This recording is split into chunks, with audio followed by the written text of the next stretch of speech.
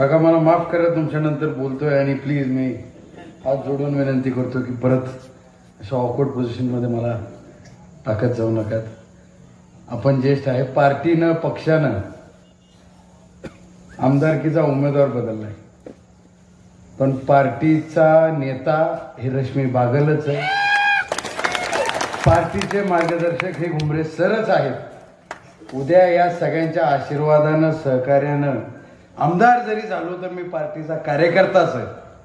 नेते मार्गदर्शक तुम्हीच आहात. त्यामुळे प्रोटोकॉल प्रमाणे मी नंतर बोलणं योग्य नाही, तरी सुद्धा आपली दिलगिरी व्यक्त करतो. आता शेवटी उमेदवार म्हणून माझं मत मांडणं तर माझं कर्तव्य आहे, त्या दृष्टीनं बोलतो. आई कमला भवानीच्या छत्रछायेखाली असलेल्या करमाळ्यामध्ये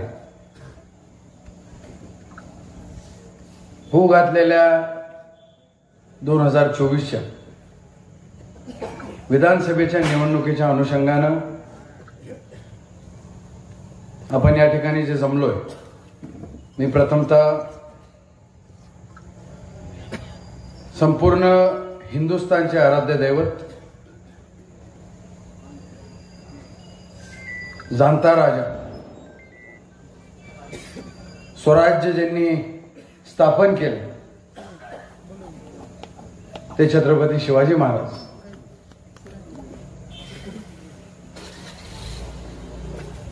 रणात जे एकही युद्ध हरले नाहीत, ज्यांच्याकडे पाहून आमच्यासारख्या युवकांनी आपली जीवनाची वाटचाल करावी,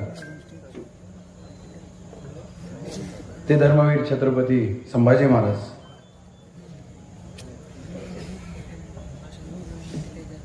समोर बसलेल्या तानाजीराजे तनपुरेला सुद्धा आणि व्यासपीठावर बसलेल्या आदरणीय घुमरे सरांना सुद्धा ज्या महापुरुषांनी समान अधिकार दिला नागरिकत्वाचा, ते भारतरत्न डॉक्टर बाबासाहेब आंबेडकर, ज्या दाम्पत्याने शिक्षणाची गंगा भारत देशामध्ये आणि विशेष करून महाराष्ट्रामध्ये वाहून महिला शिक्षण हे किती महत्वाचं आहे समाजाच्या प्रगतीसाठी. विद्येविना मती गेली, मतीविना गती गेली आणि गतीविना शूद्र खचले, हे जे ब्रीद वाक्य होतं ते महात्मा ज्योतिराव फुले, ज्योतिक्रांती सावित्रीमाई फुले,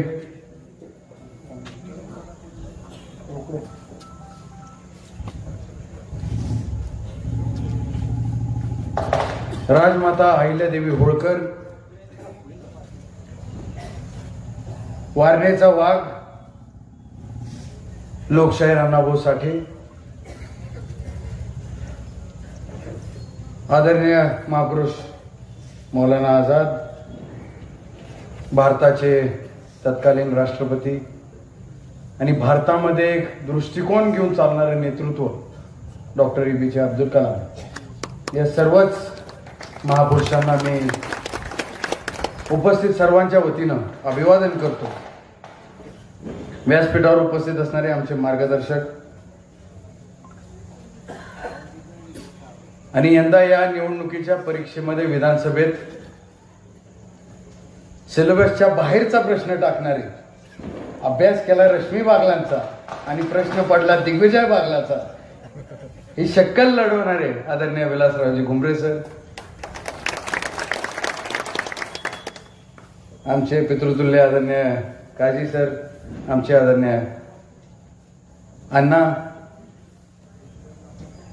आदरणीय बेवकन मेंबर दीपकजी चव्हाण, आदरणीय कुंभार साहेब, बाळासाहेबजी मोठे, आदरणीय अध्यक्ष बनगे काका, आमचे शिवसेनेचे जिल्हाध्यक्ष, आमचे ज्येष्ठ सहकारी आदरणीय महेशदादा चिवटे, आदरणीय रमेश अण्णा कांबळे, RPIचे जिल्हा उपाध्यक्ष आदरणीय अर्जुनरावजी गाडे, माझे सहकारी नगरसेवक आदरणीय सचिनजी गोलप, मकाईचे संचालक आदरणीय अमोलाबा यादव, आदरणीय उपाध्यक्ष कानगुडे साहेब, आदरणीय शिलवंत साहेब.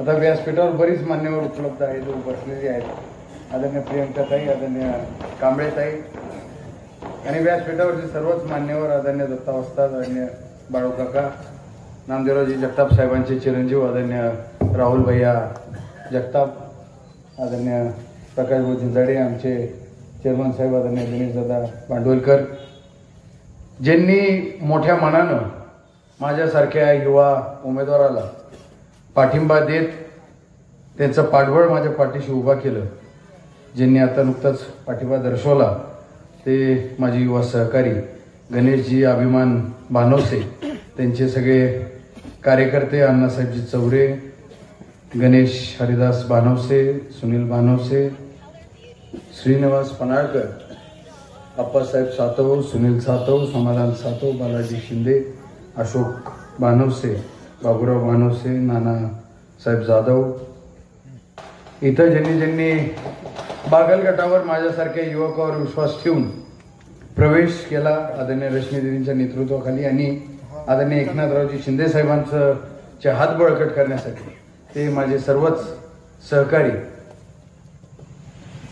व्यासपीठावरचे सर्व मान्यवर, समोर बसलेले मायबाप जनता, ज्येष्ठ नागरिक, ज्येष्ठ ग्रामस्थ, माता भगिनी, युवा सहकारी, व्यापारी मित्र, पत्रकार मित्र, माझ्या परिवारावर आणि शिवसेनेवर अतोनात प्रेम करणारे सर्वच शुभचिंतक, हितचिंतक, वेळ परत अपुरा पडू नये म्हणून मी सुरुवातीलाच आपल्या सर्वांना विनंती करतो की येत्या 20 तारखेला मतदानाचा दिवस असणार आहे. 20 तारखेला ज्या वेळेला आपण सर्वजण मतदान करायला जाताल त्यावेळेला बॅलेट मशीनवर पहिलंच नाव तुमच्या डिगामामांचा मुलगा म्हणून तुमचा मुलगा, तुमचा भाऊ, पहिल्या क्रमांकावरचं नाव दिग्विजय दिगंबरराव बागल या शेजारचं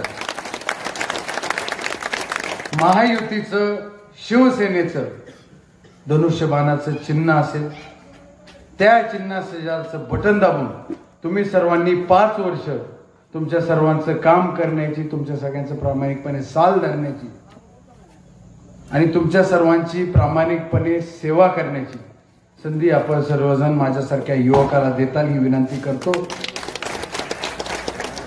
आणि करमाळा मतदारसंघाच्या इतिहासातला सर्वात युवा आमदार होण्याचा मान, बहुमान आपण सर्वजण मला देताल आपल्या मतारूपी ही विनंती आपल्या सगळ्यांना करतो.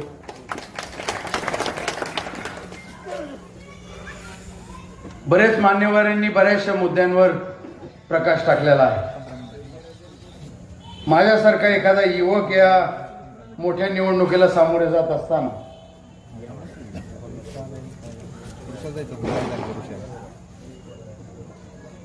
टीका टिप्पणी करणं हे माझा आजचा अजेंडा नाही, या निवडणुकीचा अजेंडा नाही. पाहिलं गेलं तर तुल्यबळ उमेदवार 2 आहेत अजून, पण या दोघांचं राजकीय आयुष्य जेवढं आहे तेवढं माझं वय. माझे दुधाचे दात पडले नव्हते त्यावेळेला हे जिल्हा परिषद सदस्य झाले, सभापती झाले, त्यामुळे मला यांच्यावर टीका करायची माझी पात्रता नाही. मला आज मतदान जे मागायचं आहे ते मला पॉइंट ऑफ व्ह्यूवर मागायचंय. माझा दृष्टिकोन काय, मला करमाळा मतदारसंघाची सेवा कशा पद्धतीने करायची आणि हा युवक करमाळा मतदारसंघासाठी काय योगदान देऊ शकतो, या भागातला प्रश्न विधानसभेमध्ये कशा पद्धतीनं आणि कशासाठी मांडू शकतो, हा मुद्दा मला आपल्या सर्वांपुढे मांडायचा. ते मांडत असताना देखील मी बंधूंनो जातीपातीच्या धर्माच्या आधारे मतदान मागणारा कार्यकर्ता नाही.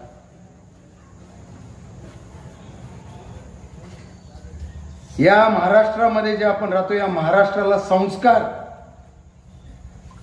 छत्रपती शिवाजी महाराजांचे, आणि छत्रपती शिवाजी महाराजांना आपण जे संबोधतो ते सगळ्यात मोठं वाक्य म्हणजे बहुजन प्रतिपालक. बहुजन प्रतिपालक महाराजाचे संस्कार आपल्या सगळ्यांवर आहेत. त्याला अनुसरून मला सगळ्यांना विनंती करायचंय की माझ्या वडिलांचं नेतृत्व, या नेतृत्वाला आपण सर्वांनी जे हातभार लावला, जे 18 पगड जातीनं सर्व धर्मांनी 12 बलुतेदारांनी, बहुजनांनी माझ्या वडिलांचं नेतृत्व मोठं केलं. माझ्या वडिलांना आमदार म्हणून काम करण्याची सेवा दिली. तुमच्या आधारावर माझे मंत्री झाले. आणि त्यांच्या पुण्याईवर महेश दादा तुम्ही म्हणत होते की माझं नशीब बळवंत आहे, पण माझ्या नशिबापेक्षा सुद्धा जे नाव माझ्या नावात घेऊन चालतोय ती पुण्याई कधी वाया जाणार नाही. ते म्हणजे दिगंबरराव बागल. आज सुद्धा मामा वरून बघत असतील की माझा पिण्या इथं करमाळ्यामध्ये भाषण करतोय. ज्या पोराला मामांनी 10वीत शाळेला सोडवायला आले आणि दुसऱ्या दिवशी मला दिसले नाही, ते मामा आज मला वरून बघत असतील की माझा पोरगा आमदार केला उभा.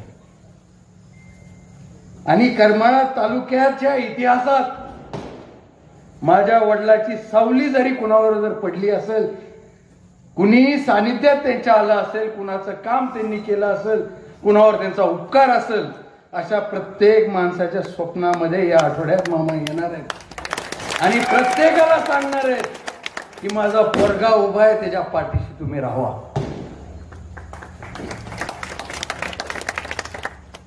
पण बंधूंनो, मी डिगा मामाचा पोरगा आहे म्हणून कधीपर्यंत मतं मागू. आतापर्यंत रश्मी दिदींनी, घुमरे सरांनी, माझ्या आईनं नाव टिकवलंय आणि डिगा मामांचं एक शेवटचं मत द्यायचं राहिलंय तालुक्याला. डिगा मामाच्या बायकोला मतदान दिलेलं आहे तालुक्याने, डिगा मामांच्या मुलीला मत दिलेले आहेत तालुक्याने. एक शेवटचं मत डिगा मामाच्या पोराला अजून तालुक्याने मतदान केलं नाही. ही शेवटचं मत म्हणून द्या. इथून पुढे डिगा मामाचा पोरगा म्हणून मला दारात उभा करायचं नाही, तर दिग्विजय दिगंबरराव बागल म्हणून मला दारात उभा करायचं. ज्या वेळेला मी माझं कर्तृत्व सिद्ध करेल, ज्या वेळेला मी माझ्या तालुक्यासाठी, माझ्या मतदारसंघासाठी माझं कार्य दाखवून देईल, मी माझं काम दाखवेल, तिथून पुढे म्हणायचं की ह्या पोरांनी. ज्या वेळेला मला आज म्हणतात की डिगा मामाचा पोरगा आहे, उद्या ज्या वेळेला मला मुंबईत आपण सर्वजण बघताल आणि म्हणताल की ह्या पोराचा बाप दिगंबरराव बागल होता, त्यावेळेला माझं देणं माझ्या वडिलांना सुरू झालं म्हणाल मी. आणि मला माझं कर्तृत्व सिद्ध करण्याची संधी द्या, मला काम करण्याची संधी द्या. मी तुम्हाला ना पैसे मागतोय, ना वर्गणी मागतोय, ना तुमचा उतारा मागतोय बोजा चढवण्यासाठी, ना तुमच्याकडून जमीन मागतोय, एखादा प्लॉट सुद्धा मागत नाही. मी एखादा मोबाईल मागत नाही, मी बायबाईकडनं पान मागत नाही, मी इथनं मोबाईलचं कव्हर मागत नाही. मी तुम्हाला फक्त मागतोय तर काय मागतोय, तुमचं एक मत द्या. मत कशासाठी द्या, तर मला माझं कर्तृत्व सिद्ध करायला मत द्या. मला सिद्ध करू द्या की दिगंबरराव बागल नाव चालवायची माझी पात्रता आहे. हा डिगा मामाचा पोरगा आहे हे मला माझ्या रक्तात, माझ्या धमन्यातलं रक्त सिद्ध करण्याची वेळ मला द्या. माझी DNA टेस्ट ही माझं काम आहे. आणि ज्या वेळेला म्हणतील की पोरांनी वाढवलं, वडिलांनी वाढवलं, वडिलांनी निर्माण केलं, पण पोरांनी टिकवलं आणि पुढं वाढवलं, त्यावेळेला माझी DNA टेस्ट सफल होणार आहे आणि दिगंबरराव बागल नाव चालवायची माझी पात्रता ठरणार आहे. माझा करमाळा तालुका, करमाळा मतदारसंघ अजून सुद्धा माझ्या बहिणीनं सांगितल्याप्रमाणे, प्रियंकाताईनं, पाणी, रस्ता, वीज यामध्येच गुरफटलेला आहे. मला तालुक्याविषयी न बोलता,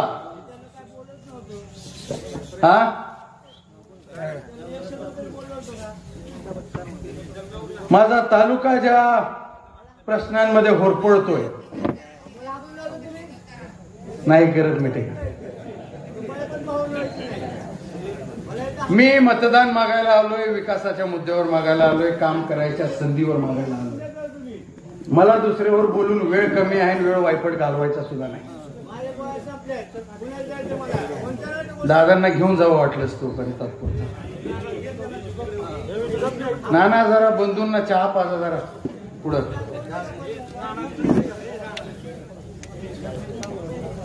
माझा तालुका, माझा मतदारसंघ, माझं शहर तरी कसं म्हणायचं करमाळ्याला? आपण शहरात राहत नाहीत, आपण भ्रमात राहतो, भ्रमात. तुम्ही शहर पाहिलंय ना प्रत्येकाने?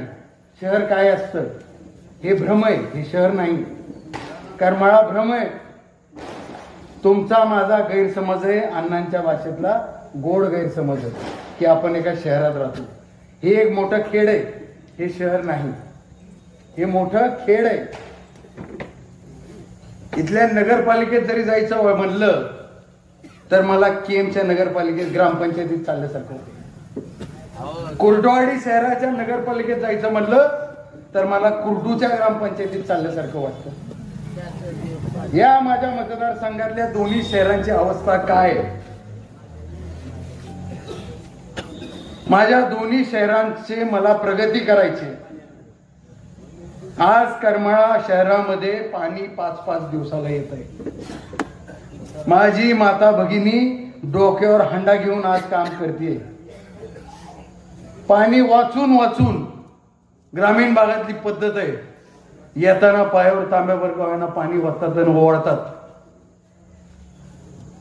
मी सिद्धार्थनगर मध्ये परवा ज्या वेळेला होतो 10 बहिणींनी मला सांगितलं, भैया आज पायावर पाणी न वाचता तुला ओवाळते.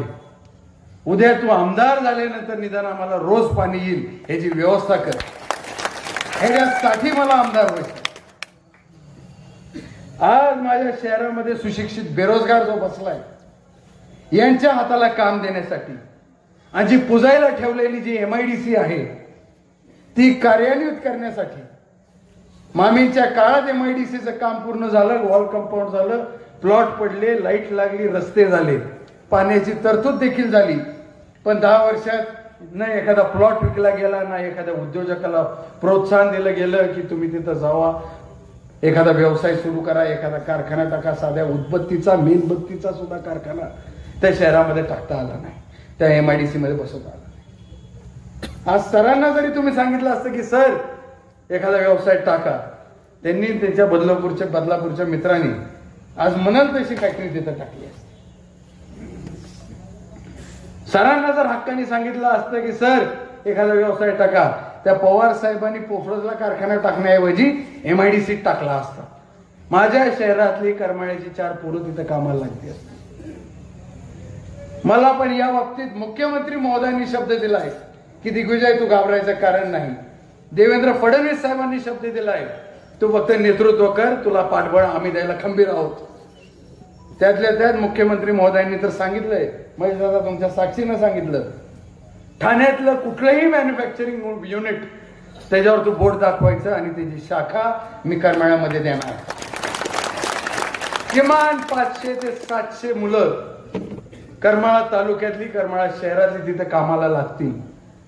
आज मुलांना मुंबई पुण्याला जाऊन काम करण्याचे दिवस आहेत. यांनी काम इथंच केलं पाहिजे. यांच्या कामाचा उपयोग माझ्या करमाळा तालुक्याच्या, करमाळा मतदारसंघाच्या विकासासाठी झाला पाहिजे.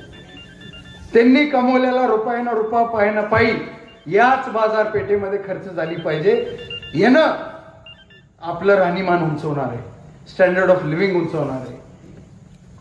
यानं आपला पर कॅपिटा इन्कम वाढणार आहे, म्हणजे दर डोई उत्पन्न वाढणार आहे.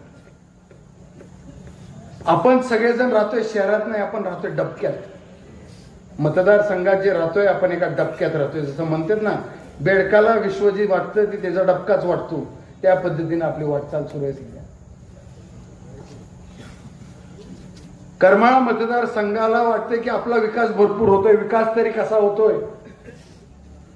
एखाद्या वस्तीवर सभामंडप जर दिलं तर हा विकास आहे, हा विकासाचा भाग आहे, हा विकास नाही. वस्तीवर सेपरेट पाणी पुरवठ्याची व्यवस्था केली तर फार मोठा विकास झाला. त्याच्यासाठी आमदार नारळ फोडायला जातात. अहो ते ग्रामपंचायत सदस्याचं काम आहे, ते एका सरपंचाचं काम आहे, ते एका पंचायत समिती सदस्याचं काम आहे. वस्ती पोच रस्ता तुम्ही करता ते एका जिल्हा परिषद सदस्याचं काम आहे. आमदाराचं काम काय? DPDCतून तुम्ही डीपी बसवला म्हणून त्याचा नारळ फोडायला जाता. तुम्ही वायरमन आहे, आमदार आहे का वायरमन आहे? डीपीचा नारळ फोडायला जातोय बिचारा. अहो, तुमचा मूळ हेतू काय असला पाहिजे? तुमची जबाबदारी, your right and your duty, तुमची जबाबदारी आणि तुमचं कर्तव्य काय? माझ्या मतदारसंघात आरोग्यासाठी काय व्यवस्था आहे? माझ्या बहिणीने सांगितलं आता, सिझेरियन पेशंट, सिझरचं जर पेशंट असेल, सिरियस जर असेल, तर तिची डिलिव्हरी करमाळ्यामध्ये करायला एखादा डॉक्टर हात लावायला सुद्धा धजवत नाही का? ऑपरेशन एखाद्या एमडी डॉक्टरनी किंवा चांगल्या डॉक्टरनी, करमाळ्यात डॉक्टर तसे सगळे हुशार आहेत, चांगले आहेत, प्रत्येक जण सुज्ञ आहे. झिरो बल्ब खाली जरी यांनी ऑपरेशन करून एखादं बाळाची डिलिव्हरी करायची म्हणलं, तर ते बाळ आणि आई एखाद्या आयसीयूत ऍडमिट करायला आयसीयू साधन आहे आपल्या करमाळा शहरात? एखादा साधा आयसीयू नाही, ऑक्सिजनचं व्हेंटिलेटरचं बेड नाही करमाळ्यात. तेवढ्यासाठी भिगवण गाठावं लागतंय, अकलूज गाठावं लागतंय, बार्शी गाठावं लागते, नगरला जावं लागतंय का? आज करमाळ्याचे आरोग्य कुठपर्यंत सीमित आहे? करमाळ्यामध्ये रक्त तपासणी, एक्सरे आणि ईसीजी, हे 3 गोष्टी पुरतच करमाळ्याचं आरोग्य राहील. ईसीजीच्या वर, ईसीजीत एखादी जरी रेश वर खाली दिसली, डॉक्टर सरळ म्हणतो, ए भैया माझ्याकडून होणार नाही, जा नगरला. रक्त तपासल्यानंतर 1-2 जरी पॉइंटनी ब्लड शुगर वाढली, तर डॉक्टर म्हणतो भैया जा आपलं. फक्त ऑक्सिमीटर लावून आपल्या करमाळ्यामध्ये आज उपचार चालू आहे. हा दर्जा उंचवला पाहिजे, कारण की डॉक्टर आपले तेवढे तज्ज्ञ आहेत या करमाळ्यात, यांना ही सुविधा उपलब्ध झाली पाहिजे. एक मल्टी स्पेशलिस्ट हॉस्पिटल जे कॉटेजचं बांधकाम चालू आहे, तिथं अजून सुसज्ज टीम पाहिजे, डॉक्टरांची चांगला स्टाफ पाहिजे, तिथं परिचार पाहिजेत, नर्स पाहिजेत, वॉर्ड बॉय पाहिजेत, चांगली डॉक्टरची टीम पाहिजे. दाताच्या दुखण्यापासून हार्ट अटॅक पर्यंत, घोट्याच्या फ्रॅक्चर पासून मेंदूपर्यंत प्रत्येक अवयवाचा उपचार माझ्या करमाळा शहरामध्ये झाला पाहिजे. घरात एखाद्याचा वडील जर आजारी पडला, तर पोराची धांदल उडती, मी माझ्या वडिलाला कुठे नेऊ,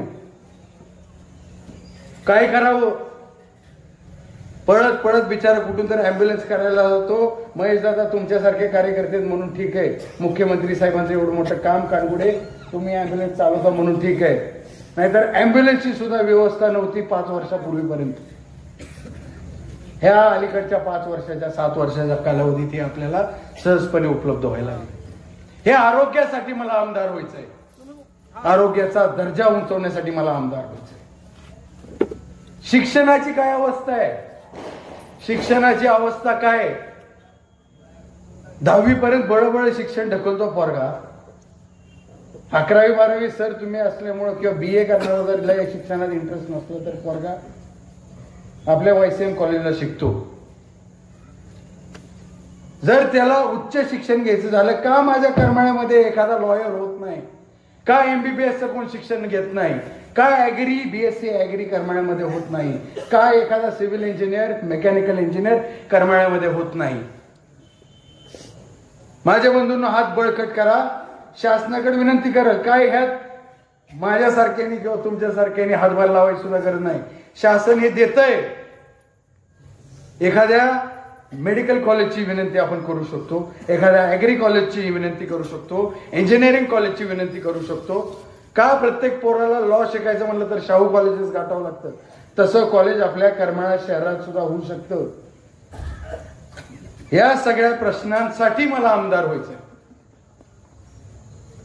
आणि बंधनो, विश्वास, या पोरावर विश्वास ठेवा. रेटेवाडी उपसा सिंचन योजनेचा करमाळ्यामध्ये उपयोग होणार नाही, त्यामुळे मी निश्चितपणे बोललो, त्याच्यावर बोलत आलोय. पण मला आज बोलायचंय, खास करमाळा शहरासाठी बोलायचं, मला माफ करा. विश्वास ठेवा. करमाळ्यामध्ये येताना करमाळ्याचा दर्जा जो उंचवला ना, हे करमाळ्याला शहराचं जे स्वरूप आलंय फक्त प्लॉटचे रेट वाढलेत म्हणून आलंय, बाकी काही नाही. बायपास झाला, तो बायपास विनोदभाई कुठल्या साली झाला, कुणी केला? MIDC झाली कुठल्या साली झाली, कधी कार्यान्वित झाली? त्याच्या पुढं आपला विकास काय झालाय? फक्त प्लॉटचे रेट वाढलेत एवढाच विकास झालाय. हे करमाळा शहराला विकास बघायचं जर झालं तर एखादा पार्सल ठेवावं लागेल, मुलाचं नाव विकास ठेवावं लागेल, तेवढाच विकास बघावा लागेल. ही माझ्या करमाळा शहराची अवस्था झाली. मला टीका कुणावर करायची नाही, मी वैयक्तिक कुणावर बोलत नाही, मी फरक दाखवून देतो. एका लोकप्रतिनिधीचे कर्तव्य काय असतात. एकदा आमदार म्हणून तुमचं काम करण्याची संधी या पोराला द्या. विश्वास ठेवून या पोराला आमदार होण्याची संधी द्या. मतदान मला देणार आहे तुम्ही, पण आमदार तुम्ही होणार आहेत. तिथं असलेला माने कोर्टीकर की दीपक माने आमदार होणार आहे, समोर बसलेला बजरंग पाटील आमदार होणार आहे, इथं बसलेला फैयाज शेख आमदार होणार आहे, इथं बसलेला दिनेश मेहर आमदार होणार आहे, ती रामभाऊ हाके आमदार होणार आहे, हे अंगद देवकते आमदार होणार आहे, इथं बसलेला अर्जुनराव गाडे आमदार होणार आहे, तिथं बसलेला डॉक्टर रोकडे आमदार होणार आहे, रवी शेळके आमदार होणार आहे. आमदार जनतेला व्हायचं असेल तर मतदान दिग्विजयला द्या. एखाद्या आमदाराच्या दारात जाताना भीती वाटती, दत्तोबा बोलावं का नाही. एखाद्या आमदाराकडे जाताना एखाद्या नंदी सोबत न्यावा लागतो, त्या नंदीनं तिथं नैवेद्य चढवावा लागतो, मग ती प्रार्थना तिथं मांडावी लागते आणि मग तो देव आपल्याला पावतो. त्यात पण काम झालं तर झालं, गाजराची पुंगी वाजली तर वाजली, नाहीतर मोडून खाल्ली. ह्याच्या पुढे ठिकाण आहे होत माझ्याकडे. हे ठिकाण आहे, मी नाव कोणाचं घेतलं नाही. आता तुम्हीच तुमच्या मनाला ओळखा, ही दिग्विजयची चूक आहे का कुणाची चूक आहे. पण बागलाचं एक सांगतो, ह्या सगळ्या नेत्यांमध्ये मला माफ करा, पण लोकनेते दिगंबररावजी बागल मामांचे, माजी आमदार श्यामलताई दिगंबरराव बागलांचे संस्कार आहेत, आदरणीय घुमरे सरांचे संस्कार आहेत आमच्यावर. एखादी माई माऊली जर बागलाच्या दारात आली तर आत पाऊल टाकताना एका मनाची सुद्धा, एका क्षणाची सुद्धा भीती तिला वाटत नाही की आतमध्ये पाऊल टाकू का नको. एखादा गोर गरीब जर लेपाट उडून जर आला, पारधी समाजाचा माझा जर सोयरा जरी आला तिथं, तर त्याला मनात शंका येत नाही की मी दिग्विजयाला भेटून माझं काम सांगू का नको. सत्ता नव्हती तरी सुद्धा येत होते दारात, सेवा प्रामाणिकपणे करत होतो. शेवटी ढिगा मामाचा पोरगा आहे, आऊत हाणायचं काम तर मला करावंच लागणार आहे. पण ह्या खोंडाने सुद्धा बिगर सालाचं आऊत कवर हाणायचं. ह्या खोंडाने कवर बिगर सालाचं आऊत हाणायचं. नुसतं दुखताय, लावा की नांगरात सरळ करताय का नाही बघायला. बघा तरी काय नाही जमलं खांदा बदला, नाही जमलं खांदा बदला, त्याला काय एवढं. एकदा म्हणून तर बघा ह्या खोंडाचा खांदा कसा आहे ते. आणि स्मरण सांगतो दिगंबरराव बागलांना, नाही परत एकदा ह्या करमाळा तालुक्याला दिगंबरराव बागलांचा अवतार दाखवला तर मिशी परत उगू देणार नाही. मला करमाळा शहरामध्ये, अरे ज्या छत्रपतीच्या नावावर आपण जगतोय त्या छत्रपतीचा साधा पुतळा उभा होय ना आपल्याच्यानी. ह्या प्रश्नाकडे मला गांभीर्याने लक्ष द्यायचं आहे.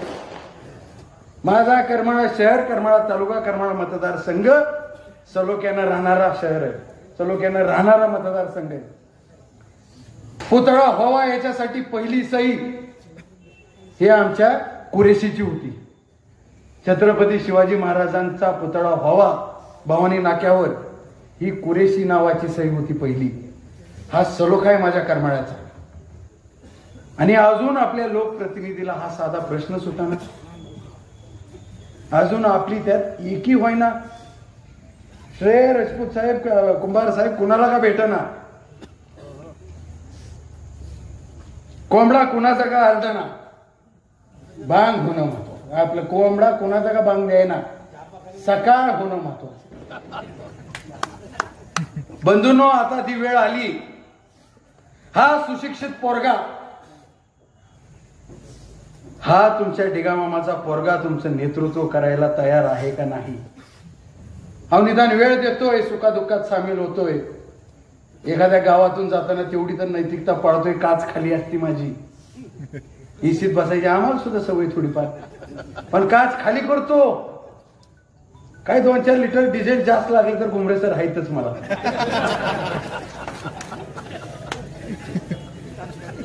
पण ज्या वेळेला ह्या मायबाप जनतेचा विसर ह्या दिग्विजयाला पडेल, ह्या दिग्विजयाला शून्य व्हायची वेळ लागणार नाही. कारण की जनता आहे तर नेता आहे, नेत्यामुळे जनता नाही. ही तुम्ही आहात म्हणून आम्ही. तुम्ही यंदा निवडताय, आमदार निवडताय, झालं उरकतो शेवटच. तुम्ही निवडताय, आमदार निवडताय, राजा निवडत नाही. राजा हा मतदार आहे, आमदार हा जनसेवक आहे. आणि जनसेवक तुमचा निवडून देण्यासाठी धनुष्यबाणावर पहिलंच बटन दाबून तुम्ही सर्वजण मला कामाची संधी देताल ही विनंती करतो. थांबतो. धन्यवाद. जय हिंद, जय महाराष्ट्र.